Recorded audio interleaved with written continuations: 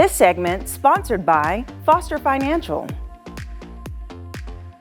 Hi, and welcome to Women's Wealth Wednesday. Well, today we're going to focus more on females and how their financial advice from Foster Financial will actually help you out in the long run. So I'm so excited to chat with Caleb Doan, who is the Vice President. Hi, Caleb. Hi. Yes. Okay, so we're continuing this conversation. So as you all know, we've been talking the last few weeks about the fact that women are retiring, sooner than the men in their household.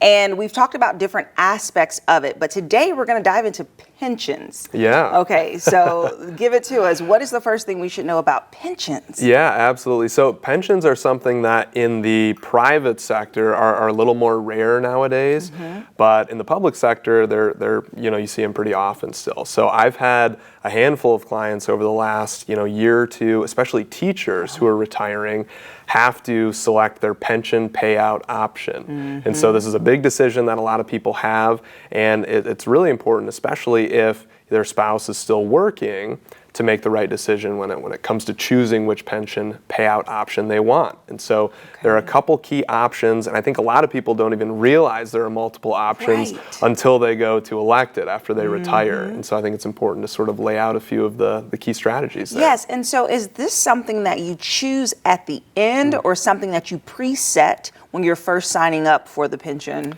Yeah, you choose it at the very end. And so as soon as you retire, I have a few clients who are in the Indiana public retirement system, who are teachers. You go into the website and you kind of choose which payout strategy you want. And so there are 5 or 6 different options, but 2 of the sort of cornerstone options are a single life or straight life payout. And then on the other end of the spectrum, there's 100% joint and survivor payout.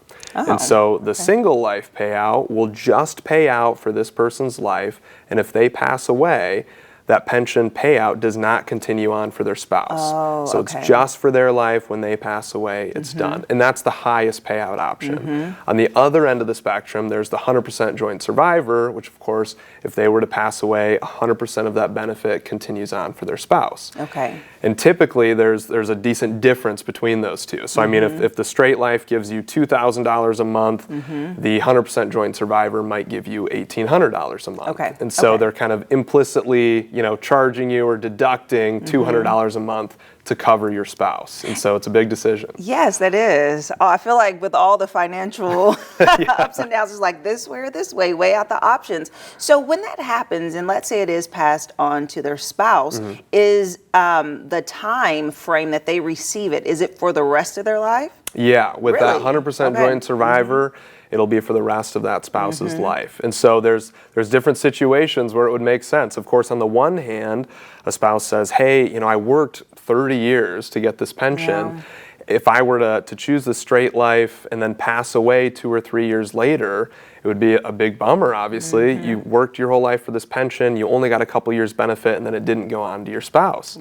And then on the other end of the spectrum, someone says, hey, if I take this $200 reduction every single month, and then me and my husband live for 20 years and then maybe pass away at the same time as each other within a couple months of each other, he won't ever really have gotten any extra benefit from that pension. And so, hey, I wish I would have chose the single life. And so there's a lot of pros and cons for each way, and a lot of factors that we consider, including health, your income planning, what your spouse needs. And so there's just a lot of factors that will go into what's the best decision. Because as soon as you make the decision, it's set in stone for the rest of your retirement. Yeah, you can't go back and change it. No changing, wow. And so just to take one step back though, so I'm sure a lot of people may be thinking like, do I get pension? Like who qualifies to have a pension? Is this with all employers or select ones? So can you kind of give us a little background on it? Yeah, it's typically just with select employers. Usually you see them most common in the public sector, so public school teachers, firemen, policemen, things like that. And typically people are pretty aware if they have the pension benefits. That's usually a big selling point for the job itself.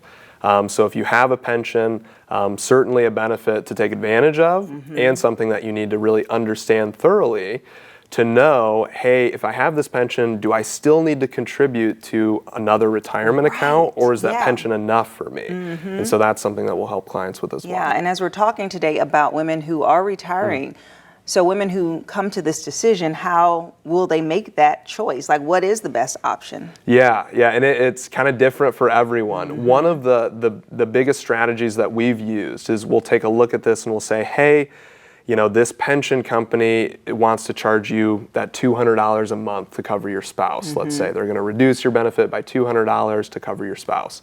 We'll go out and look at private insurance companies and we'll say, hey, this insurance company over here will actually give you pretty much the same coverage for only $100 a month, let's say.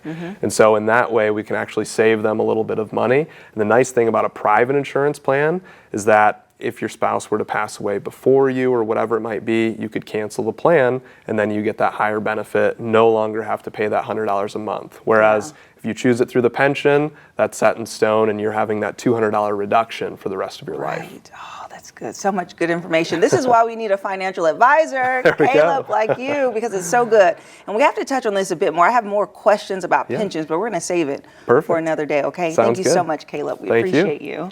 And if you would like more information about Foster Financial, you can call them for a complimentary consultation. We'll have their website and phone number listed below, and we'll be right back. This segment sponsored by Foster Financial.